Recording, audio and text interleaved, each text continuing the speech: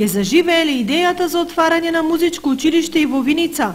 Општината ги прави сите неопходни чекори за конечно желбата на многу деца и родители да стане реалност. Иницијативата веќе поодамна е доставена до Министерството за образование и наука, но се чека амин од министерот, вели директорката Донева, во чие училиште треба да профункционира музичката паралелка.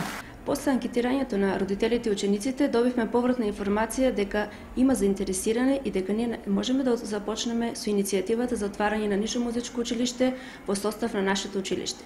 А всушност Установното училиште Гоце Делчев од Виница располага со соодветни просторни услови, има задоволителен број на музички инструменти, како и наставен кадар, значи за почеток можеме успешно да работиме со една паралелка, а потоа според потребите би се зголемували просторните услови и секако набавувањето на инструменти и на друг наставен кадар. Денес повеќе родители и ученици се собраа да го проследат јавниот час на музичкото училиште од Кочани со цел запознавање со содржините кои се дел од програмата на училиштето.